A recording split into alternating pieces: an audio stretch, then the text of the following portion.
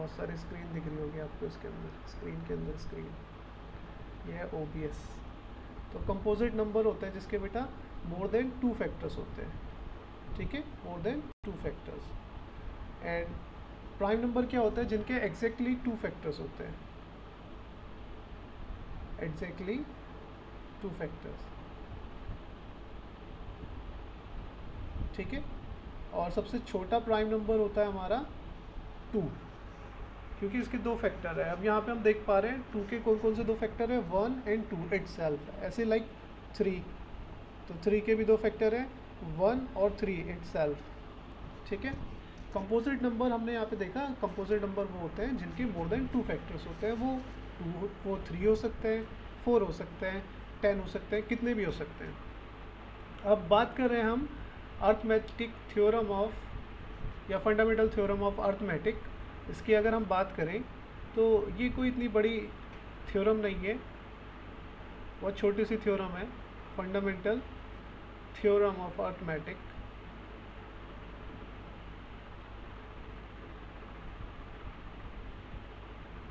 ठीक है, तो ये थ्योरम क्या कहती है, ये थ्योरम कहती है कि अगर हम किसी कंपोजिट नंबर, मतलब अगर हम किसी कंपोजिट नंबर को,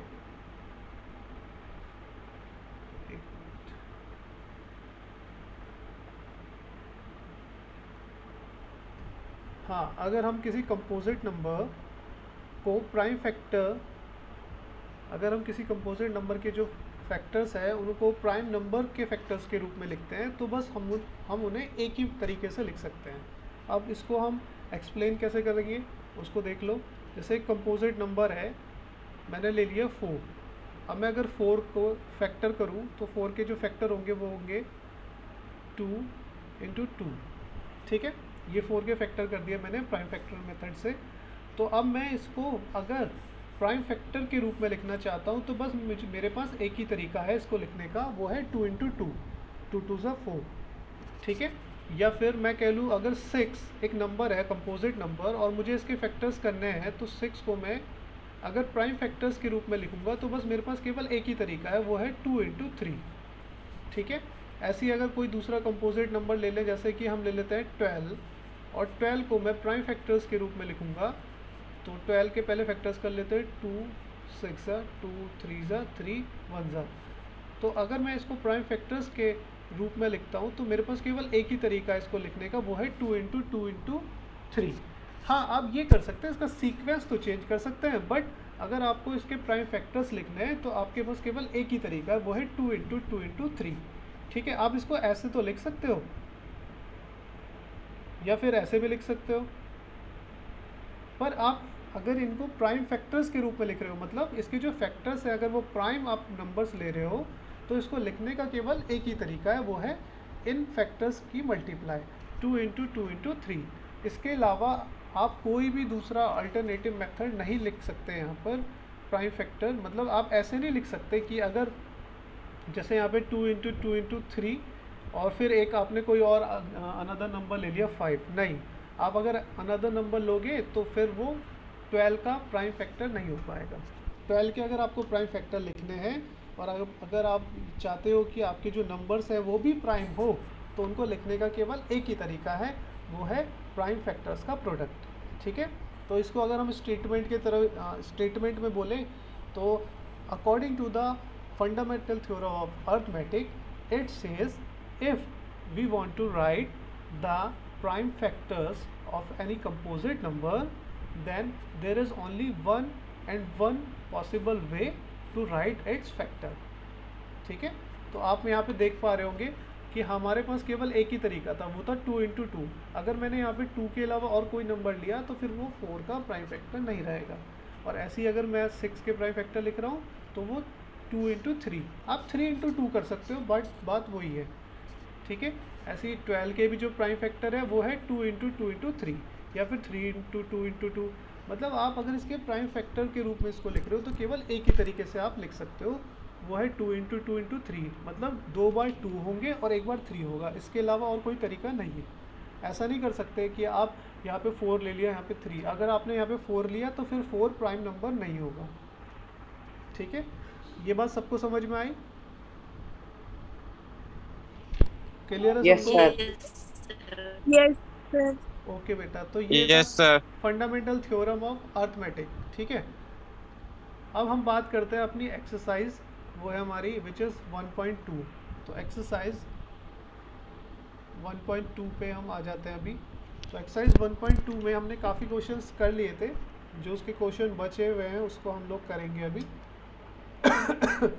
तो इसमें सबसे पहला क्वेश्चन तो हमने यही है, बहुत इजी सा, वही फंडामेंटल थ्योरम ऑफ अर्थमेटिक के ऊपर ही है वाला क्वेश्चन। इसमें हमको बोला गया है कि express each number as a product of its prime factor. ठीक है, हर एक नंबर को उसके प्राइम फैक्टर के प्रोडक्ट के रूप में लिखना है। तो जैसे कि मैं आपको करके दिखा रहा हूँ, यहाँ पर एक नंबर है हमारे पास, मैं छोटा सा ही लूँगा क्योंकि करना सब में वही है। ठीक है, तो मैं एक छोटा सा नंबर ले लेता हूँ यहाँ पे। तो हम लोगों को क्या करना है, 156 के प्राइम फैक्टर करने हैं। ठीक है, तो 2 से मैंने किया। प्राइम फैक्टर मतलब बेटा जो प्राइम नंबर से डिवाइड करने पे आए वो प्राइम फैक्टर। मतलब आपको यहाँ पे जो नंबर लेना है ना, जिससे आप डिवाइड कर रहे हो, वो प्राइम नंबर होना चाहिए, तभी इसके जो फैक्टर होंगे वो प्राइम फैक्टर कहलाएंगे। और प्राइम नंबर आपको पता है जिनके एग्जैक्टली 2 फैक्टर्स होते हैं।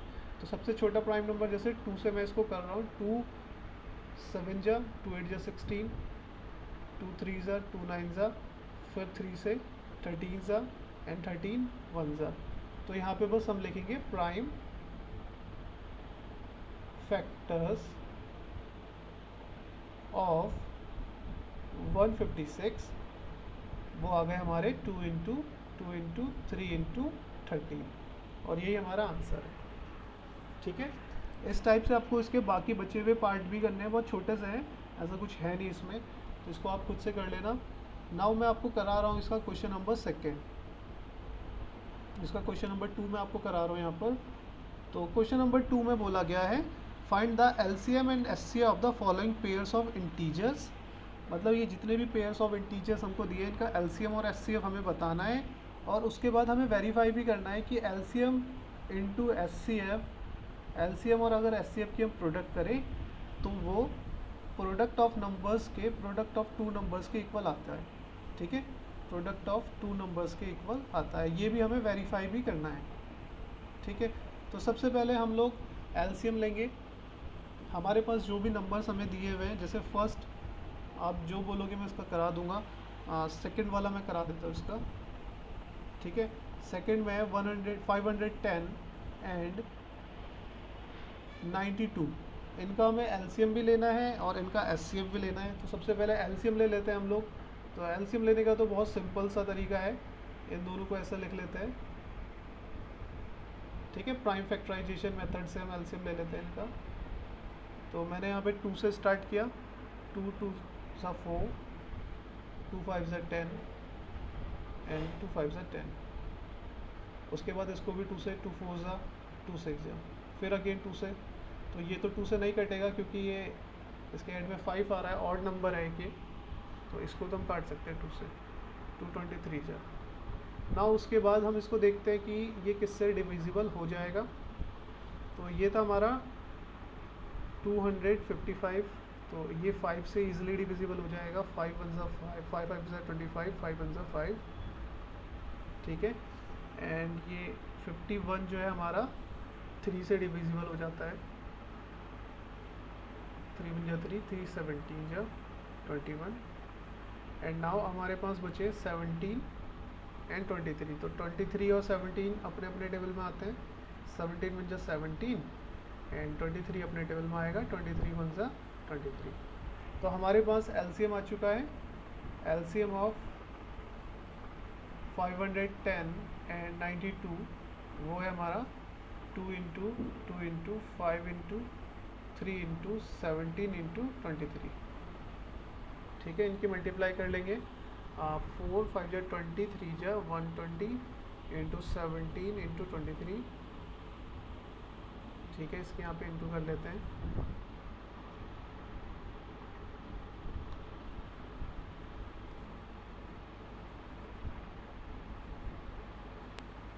तो ये आ गया हमारा 0 4 2। उसके बाद इसकी मल्टीप्लाई कर लेते हैं 23 से। 23 से कर हमने 0 12 1 कैरी एंड 6 1 7 एंड 6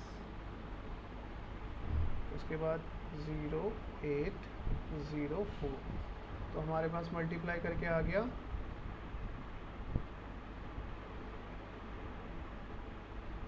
47,520। तो ये हमारे पास एलसीएम आ चुका है। ठीक है, नाउ इसी तरीके से हम एचसीएफ लेंगे। तो एचसीएफ लेने के लिए तो मैंने आपको डिवीज़न मेथड सिखाया था। तो एचसीएफ ऑफ 510 एंड 92, इन दोनों का हम एचसीएफ ले रहे हैं। तो एचसीएफ लेने के लिए डिवीज़न मेथड से हम एचसीएफ लेंगे। 510 को अंदर लिखेंगे एंड 92 को बाहर।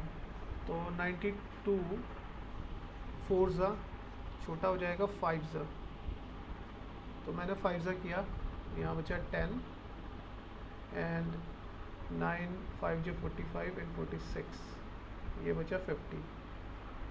तो जो भी अब रिमाइंडर बचा है उससे हम जो पहले हमारा डिवाइज़र था उसको डिवाइड कर देते हैं। तो यह आया 42 एंड नाउ 42 से हमारा जो पहले डिवाइज़र था उसको डिवाइड करेंगे।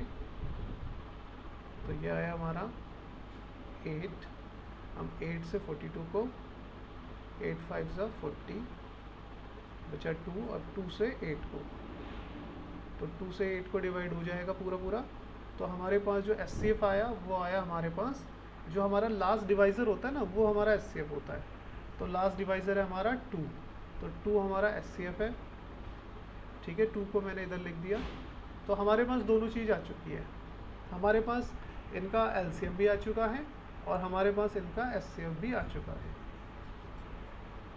ठीक है, फालतू वर्क जो है वो मैं इरेज कर देता हूँ। तो यहाँ पर हमारे पास एलसीएम और एचसीएफ दोनों आ चुका है। तो पहला काम तो यही था कि एलसीएम और एचसीएफ निकालना था, और दूसरा काम है इसको वेरीफाई करना। ये जो हमारे सामने एक फार्मूला इन्होंने लिखा हुआ है, ये फार्मूला भी है और इसे हम वेरीफाई भी कर रहे हैं। तो फार्मूला है हमारे पास HCF of LCM into HCF equals to product of number, या product of number equals to LCM into HCF. आप किसी को भी पहले लिख सकते हैं। ठीक है, अब यहाँ पर हम वैल्यू पुट करेंगे। सबसे पहले हमने ले लिया एलएचएस। तो जैसे ही हमने एलएचएस लिया, एलएचएस मतलब लेफ्ट हैंड साइड, तो लेफ्ट हैंड साइड थी हमारी एलसीएम मल्टीप्लाई एचसीएफ, ये हमारी लेफ्ट हैंड साइड थी। यहाँ पे एलसीएम आया हमारे पास 47520 एंड एचसीएफ आया हमारे पास 2। ठीक है, इनकी मल्टीप्लाई कर देंगे हम, 1 कैरी 14 एंड 1 15, 1 कैरी एंड 4 और 2 8 1 9। ठीक है, ये हमारे पास आ चुका है। एंड उसके बाद एलसीएम आ चुका, एलएचएस आ चुका है हमारे पास। ऐसे ही हम ले लेंगे आरएचएस। तो आरएचएस है हमारा प्रोडक्ट ऑफ टू नंबर्स।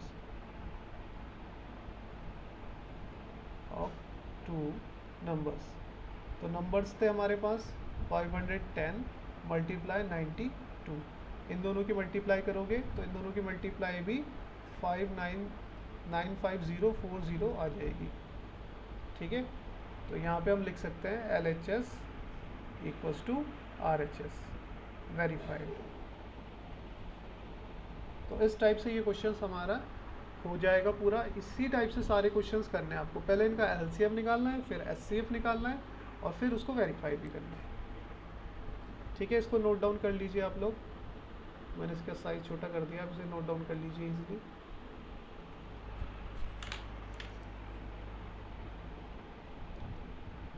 आपको समझ में आया Krishna, Nandini, Nikita? Yes sir. Yes sir. ठीक है बेटा, इसको नोट डाउन कर लीजिए। सर। हाँ बेटा बोलो। Sir 510 into 92। ये सर इन दोनों का मल्टीप्लाई कर रहा हूँ तो 46,920 आ रहा है। तो बेटा फिर इसका मतलब है ये LCM हमने गलत लिया होगा। ठीक है, आप LCM एक बार दोबारा से ले लेना, होगा ऐसा ही। Okay sir. ठीक है, इसमें कुछ डिफरेंट नहीं सर है। HCF 8 आ रहा है। HCF 8 आ रहा है बेटा? हाँ सर। ओके, मैं देख लेता हूँ। 92 जा 1। ठीक है, मैंने इनकी मल्टीप्लाई करी 45 इसकी आ गई 50 51 से 50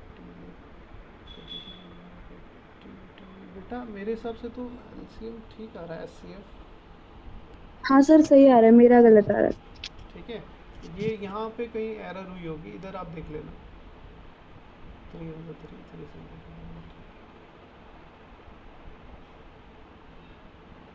या फिर इनकी मल्टीप्लाई में कहीं एरर हुई होगी, बाकी होगा तो तरीका यही है। Main cheese important is method. ठीक है, कैलकुलेशन एरर हो सकती है।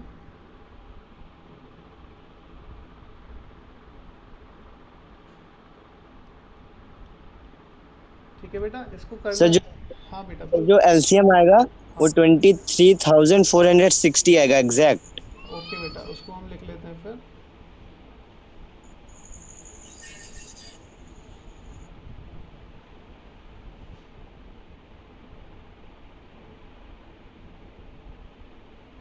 क्या आ रहा है बेटा?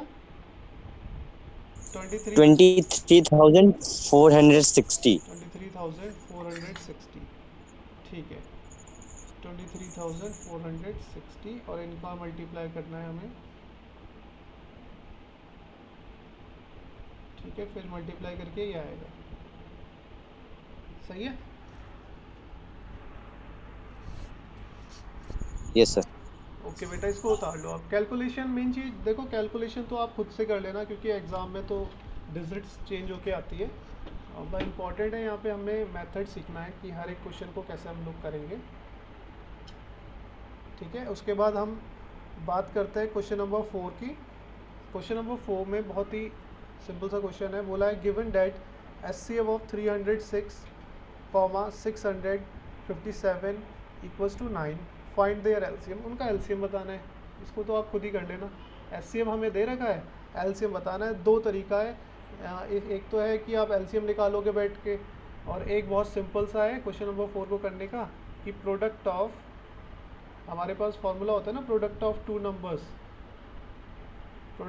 Numbers equals to HCF multiply LCM. तो यहाँ पे वो वैल्यूज़ पुट कर दो। देखो नंबर्स हमें क्या क्या दिए हुए हैं यहाँ पे, 306 मल्टीप्लाई 657 एंड एचसीएफ हमको दे रखा है ऑलरेडी 9, एलसीएम हमसे पूछा हुआ है। तो एलसीएम निकालने के लिए 9 चला जाएगा इस पूरे के डिनोमिनेटर में, तो यहाँ पर 9 और इधर बचा हमारे पास एलसीएम। अब 9 से इसको डिवाइड कर दो, 9 1 9, 9 7 63, बचा 2 कैरी, 9 3 27, इनकी इंटू कर देना, आपके पास आंसर आ जाएगा। ठीक है ना? सिंपल तरीका तो यही है। एंड लॉन्ग मेथड ये है कि आप इन दोनों का एलसीएम निकालो बैठ के, लगेगा पूरा 5-6 मिनट। समझ में आया सबको? Yes sir. ओके बेटा, इसको करो फिर।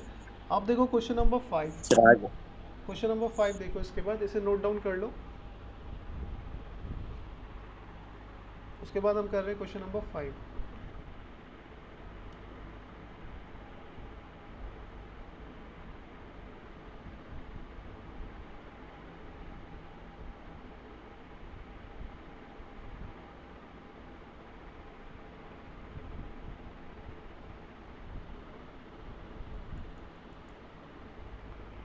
ठीक है, क्वेश्चन नंबर 5। क्वेश्चन नंबर 5 में हमको बोला गया है check whether 6 to the power n can end with the digit 0 for any natural number n। मतलब हमें एक नंबर दिया हुआ है 6 टू द पावर n, ठीक है, और हमसे बोला गया है कि इसको चेक करना है कि क्या ये जो नंबर है इसकी लास्ट डिजिट 0 हो सकती है, और यहाँ पे जो n है वो एक नेचुरल नंबर है। ठीक है, तो सबसे पहले देखो बहुत सिंपल सा क्वेश्चन है ये, ठीक है ना? तो 6 की पावर n को मैं लिख सकता हूँ 2 × 3 टू दी पावर n लिख सकता हूँ। 6 के हमने फैक्टर कर लिए 2 × 3। अभी हमने एक, जब बेटा हमने 6th-7th क्लास में एक चैप्टर करते हैं हम लोग जिसको बोलते हैं हम एक्सपोनेंट, तो उसमें क्या होता है ना, जब किसी नंबर की होल पावर n होती है या जो भी पावर होती है और उन नंबर का प्रोडक्ट होता है, तो ये पावर दोनों नंबर पे सेपरेट हो जाती है, मतलब अलग अलग ट्रांसफ़र हो जाती है। ठीक है, तो ऐसे ही हमने इधर भी लिख लेना है 2 to the power n into 3 to the power n। ठीक है, अब हमने इसलिए हमसे क्वेश्चन में बोला था कि क्या इस नंबर की पावर 0 हो सकती है, मतलब यहाँ पर अगर n की हम कोई भी वैल्यू रखें तो क्या इनकी मल्टीप्लाई करने पे जो यूनिट डिजिट है, मतलब जो लास्ट डिजिट है, वो 0 आ सकती है। बेटा लास्ट डिजिट तब 0 आती है जब यहाँ पर या तो 5 हो या 10 हो, अदरवाइज लास्ट डिजिट कभी भी 0 नहीं हो सकती। तो हम इसमें बहुत ही सिंपल सा इसका आंसर लिखेंगे। यहाँ पे हम ये लिखेंगे factors of 6 to the power n is 2 to the power n and 3 to the power n। ठीक है, 2 to the power n and 3 to the power n। then therefore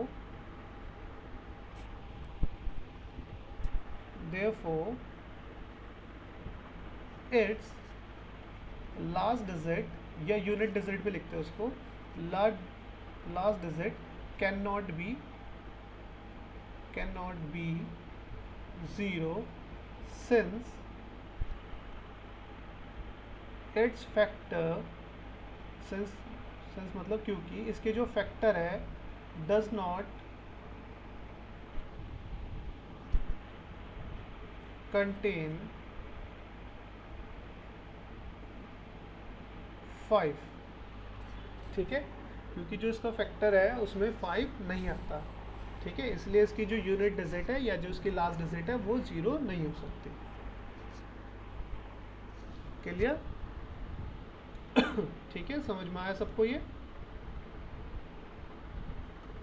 yes sir. है ना बेटा? देखो Yes, sir. 6 to the power n थी, इसके हमने factor कर लिए। 6 to the power n को लिख सकते हो 2 into 3 to the power n। और हमने छोटी क्लास में पढ़ा होता है कि जब भी किसी नंबर पे उनकी प्रोडक्ट हो रही है और वो कोई पावर होती है उन पे, तो वो पावर जो है दोनों पे सेपरेट हो जाती है, मतलब दोनों पे डिवाइड हो जाती है। तो हमने यहाँ भी डिवाइड कर लिया। अभी हमने जैसे ही 6 to the power n के फैक्टर्स देखे तो वो देखे 2 to the power n and 3 to the power n। तो 2 की पावर चाहे कुछ भी हो उसकी यूनिट डिजिट कभी 0 नहीं हो सकती, और 3 की पावर चाहे कुछ हो उसकी यूनिट डिजिट कभी 0 नहीं हो सकती। यूनिट डिजिट तभी 0 होती है जब फैक्टर में 5 या 10 आता है। ठीक है, जब फैक्टर में मतलब एक तरीके से आप सोच लो 5 आता है तभी पावर 0 होती है, मतलब यूनिट डिजिट 0 होती है। अब इसके फैक्टर में 5 था ही नहीं तो इसकी यूनिट डिजिट 0 हो ही नहीं सकती। ठीक, इसको नोट डाउन कर लिया, आगे करें? सर हाँ बेटा। सर एक्सेप्ट 5 कोई और प्राइम नंबर है जिसमें यूनिट डिजिट 0 आए? एक्सेप्ट 5 के अलावा बेटा ऐसा कोई नंबर है ही नहीं। इवन आप अगर बोल लो ना 10, तो 10 का भी जो फैक्टर है वो 2 into 5 होता है। अगर उसमें भी 5 नहीं आता तो वो 0 नहीं हो सकता था यहाँ पर। ठीक है बेटा?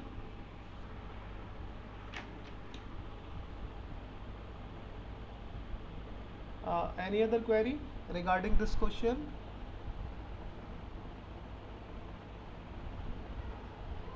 Hello, anyone?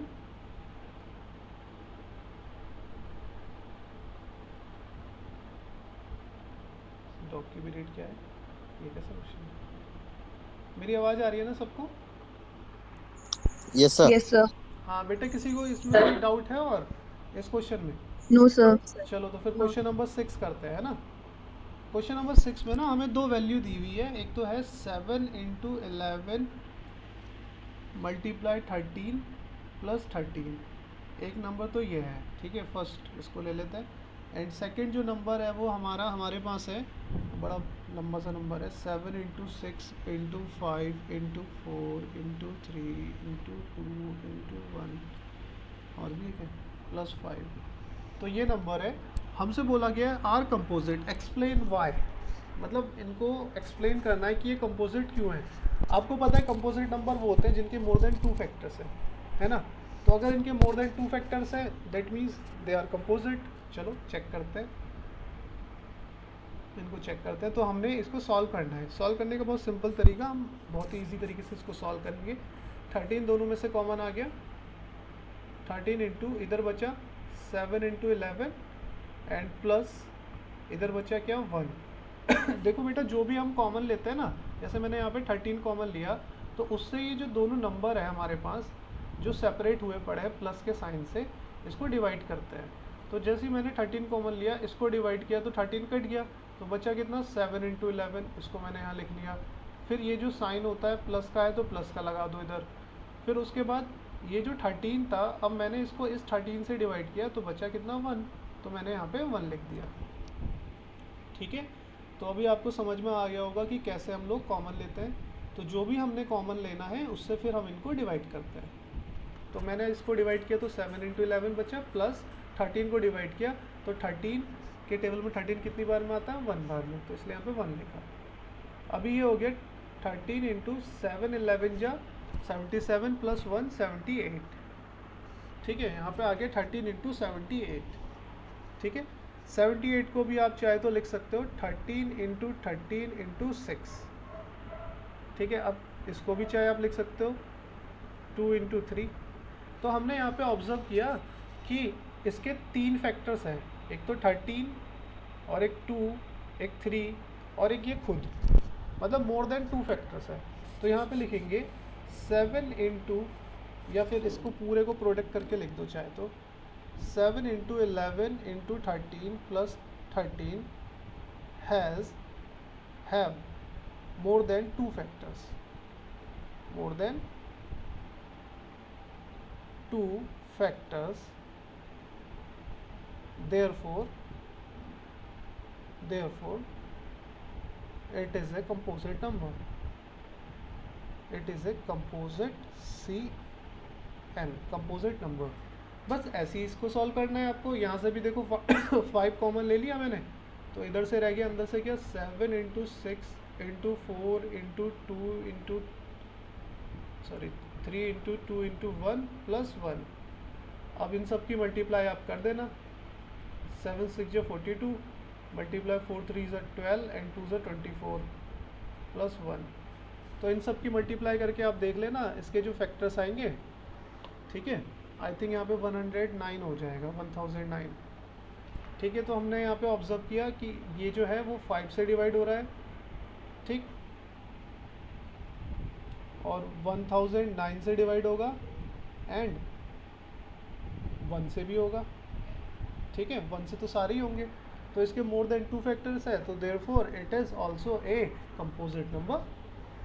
ठीक है, आपको इसको इतना बड़ा सॉल्व करने की ज़रूरत नहीं है कि पहले इसकी मल्टीप्लाई करोगे फिर उसको जो आएगा उसके फैक्टर्स करोगे, तो वो टाइम वेस्टिंग है। आप सीधा सीधा जो क्वेश्चन है उसी को देख लो ना। यहाँ पे आप जब इसको मल्टीप्लाई करोगे फिर उसके फैक्टर करोगे तो ऑब्वियसली 5 तो उसका फैक्टर आएगा ही आएगा ना, क्योंकि इसकी प्रोडक्ट में 5 आ रहा है। तो हमको अलग से लिखने की ज़रूरत ही नहीं है, हम सीधा इधर से इसको ब्रेक कर देते हैं। इधर से हमने ब्रेक कर दिया कि 5 109 एंड इन दोनों की मल्टीप्लाई करके आप लिख दो 109 and 5045 is its factor, therefore it is a composite number since it has more than 2 factors। ठीक है, तो यही हमसे पूछा था कि ये कंपोजिट नंबर क्यों है, वाई, क्योंकि इसके मोर देन 2 फैक्टर्स है दोनों के। तो ये आंसर है इनका, बिल्कुल सेम स्टेटमेंट इधर लिख दो। नाउ क्वेश्चन नंबर इसका 7 हम लोग करते हैं। देखो बेटा, ये बहुत ही जो मैं करा रहा हूँ ना बहुत सिंपल मेथड है, इससे इजी नहीं हो सकता। फिर इससे इजी तो ये है कि चीटिंग करके लिख दो।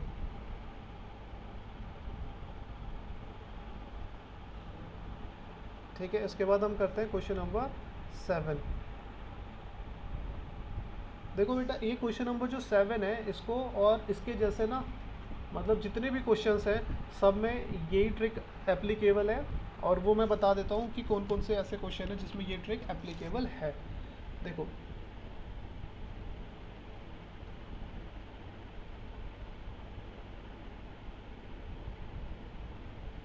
आपके पास इस टाइप की जितने भी क्वेश्चन हो जिसमें ट्रैफिक लाइट्स वाली बात हो कि ट्रैफिक लाइट जो है वो इतने टाइम पे ग्रीन हो रही है, या फिर घंटियाँ बज रही हैं।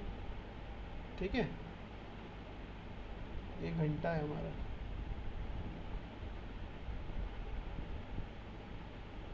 ठीक, चाहे वो कितनी भी घंटियाँ बज रही हो, ठीक है, या फिर कोई सर्कुलर पाथ में दौड़ रहा है, या फिर जो एथलीट्स होते हैं, जैसे रनिंग हो रही है सर्कुलर पाथ में,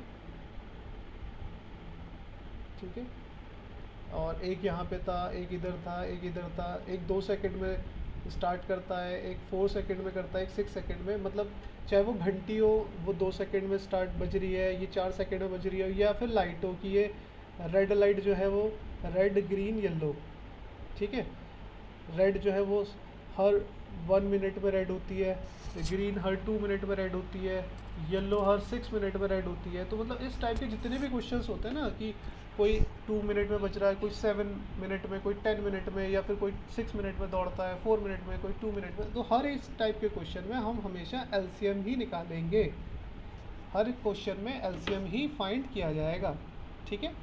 हमको क्या करना है, एलसीएम ही फाइंड करना है, चाहे वो कैसा भी क्वेश्चन हो, कितना भी लैंग्वेज उसने घुमा के दियो, स्ट्रेट फॉरवर्ड दियो, कैसे भी दियो, हमें निकालना एलसीएम ही है, ठीक है। अब एलसीएम ऐसा क्यों है, देखो अब ये जो क्वेश्चन है पहले इसको एक बार रीड आउट कर लेते हैं, क्वेश्चन नंबर 7 को। क्वेश्चन नंबर 7 में हमको बोला गया था there is a circular path, एक सर्कुलर पाथ है अराउंड ए स्पोर्ट्स फील्ड, एक स्पोर्ट्स फील्ड में सोनिया टेक्स 18 मिनट्स, सोनिया कितना टाइम लेती है, सोनिया टेक्स 18 मिनट, तो Sonia 18 minutes to drive 1 round of this field, मतलब उसका एक राउंड ड्राइव करने में या दौड़ने में वो 18 मिनट्स लेती है। और रवि जो है वो 12 मिनट्स लेता है उसका एक राउंड दौड़ने में, ठीक है, तो बोला ना while Ravi takes 12 minute for the same, Ravi भी उसका एक राउंड दौड़ने में 12 मिनट्स लेता है। Suppose both start at same point, मान लिया कि दोनों जो है सेम पॉइंट से स्टार्ट करते हैं, मतलब कि ये मान लो कि दोनों इधर से स्टार्ट करते हैं, ठीक है, इधर से रवि और सोनिया दोनों स्टार्ट करते हैं। आगे बोला गया है and go in the same direction, और वो एक डायरेक्शन में भी सेम ही जाता है, मतलब इसी डायरेक्शन में दोनों के दोनों दौड़ रहे हैं, ठीक। उसके बाद बोलिए suppose they are start at same time, same point at same time on in same direction, after how many minutes will they meet again at the starting point, तो स्टार्टिंग पॉइंट पे वो दोनों के दोनों कितने टाइम बाद मिलेंगे। देखो अब बेटा ये जो है रवि थोड़ा जल्दी दौड़ रहा है ना, तेज़ दौड़ रहा है ना, क्योंकि रवि कम टाइम ले रहा है, जबकि सोनिया जो है ज़्यादा टाइम ले रही है, इसका मतलब है सोनिया धीरे दौड़ रही है।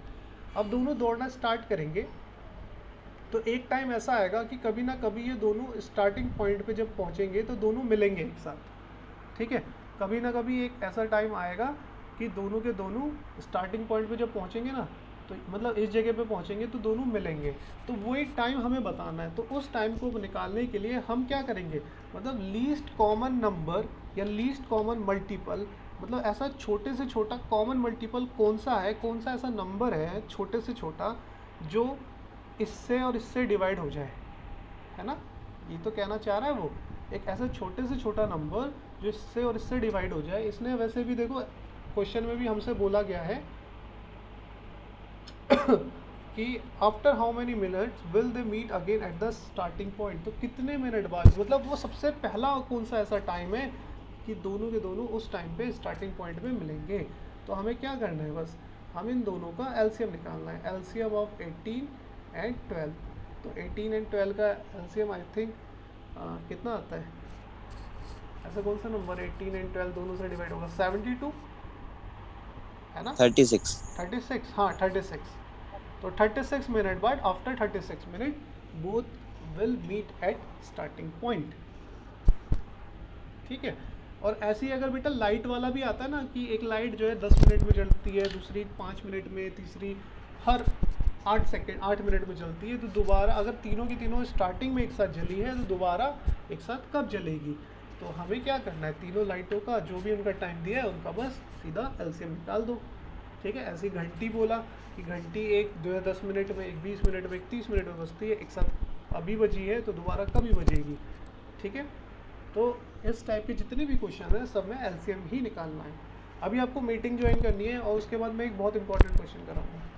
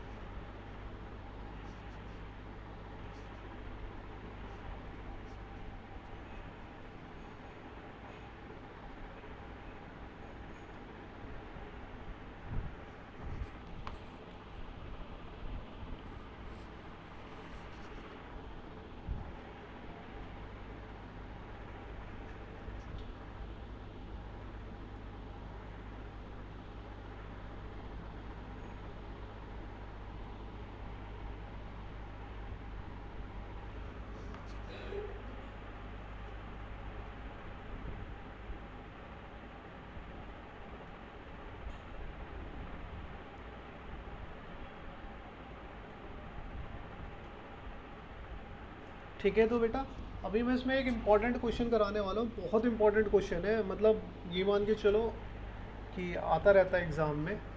वो ना है तो बिल्कुल ऐसा ही, उसका थोड़ा सा एडवांस वर्जन है। तो अभी देखो वो क्वेश्चन है क्या, अभी आपको पता तो चल जाएगा उस क्वेश्चन में करना क्या है। ठीक है, क्वेश्चन है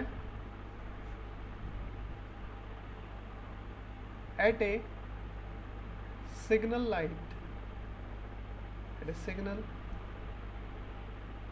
एट ए ट्रैफिक सिग्नल, लिख लो ट्रैफिक सिग्नल। क्वेश्चन पे लिखते रहना, देयर आर, ये क्वेश्चन करना आपको ही है, 4 lights, red, green, yellow and blue. There are 4 lights, red, green, yellow, blue.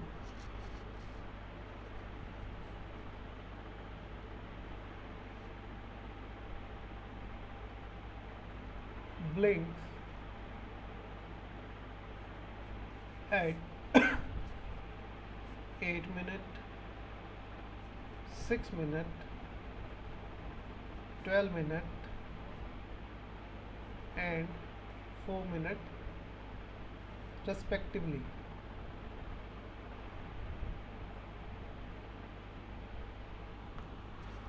ठीक है, at a traffic signal there are 4 lights, red, green, yellow, blue, blinks at 8 minutes, 6 minutes, 12 minutes and 4 minutes respectively. If they blink together at 8:30 a.m. If they blinked together at 8:30 a.m. then at what time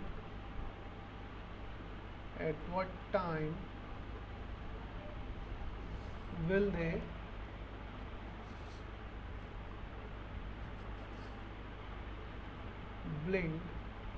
they blink again? ठीक है sir. हाँ बेटा, sir 8:54। Yes, sir. 8:54, 4 a.m. Okay 8:54 a.m. Okay, let's check करते हैं इसको, पहले बाकियों को। Yes sir. Yes sir. 8:54 a.m. Okay बेटा 8:54 a.m. ओके, चेक कर लेते हैं। निकिता ने नहीं किया, जो कॉल करना पड़ेगा उसको। आप जल्दी से करो इसको, बाकी लोग भी देखो, बहुत सारे बच्चों ने आंसर दे दिया है। यस सर, हो गया है 8:54। ओके बेटा,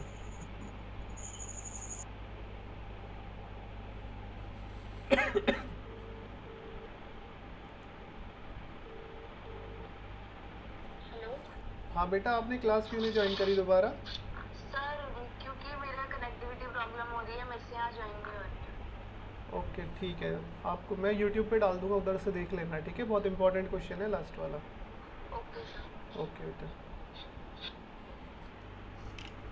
हाँ तो बेटा सुप्रिया आपका हुआ बेटा? Yes sir. आंसर आया आपका? संचित, यस सर। संभवी, सुप्रिया, ऋतु बेटा आपका आंसर आया?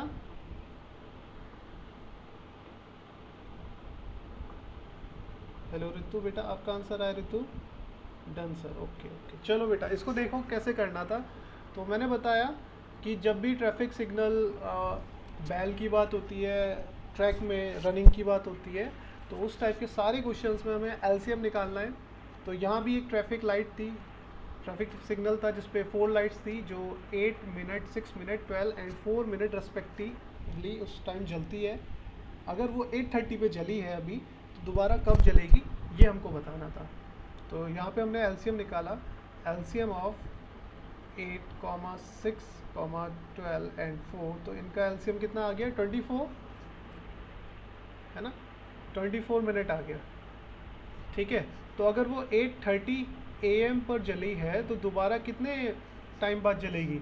तो 8:30 प्लस 24 मिनट, तो 8:30 प्लस 24 हो गया हमारा 8:54 मिनट, या फिर इसको कह सकते हैं 8:54 AM पर। ठीक है, तो ये क्वेश्चन समझ में आ गया सबको? हाँ, यस सर। ओके बेटा। Yes sir. किसी को कोई इसमें डाउट है?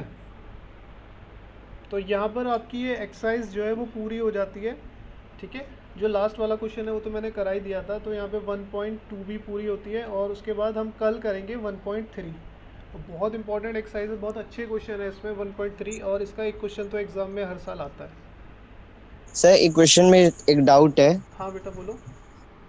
जैसे ये क्वेश्चन ऑब्जेक्टिव में आएगा तो इसमें दो ऑप्शन करेक्ट दिए जा सकते हैं। पहला तो 8:54 करेक्ट होगा, हाँ। वो फिर कुछ टाइम बाद दोबारा वो ब्लिंक करेगा, जो टाइमिंग होगी 9:48 नहीं, AM। तो मतलब हाँ। दोनों फिर नहीं बेटा, दो आंसर नहीं होंगे, क्योंकि क्वेश्चन जो होता है ना वो सॉल्यूशन सॉल्व होने के लिए बनाया जाता है, ना कि कंफ्यूज करने के लिए। ठीक है, तो हाँ, आप अगर SSC का एग्ज़ाम दे रहे होते तो मैं आपकी बात को समझ सकता, बट आप दे रहे हो बेटा CBSE का एग्ज़ाम।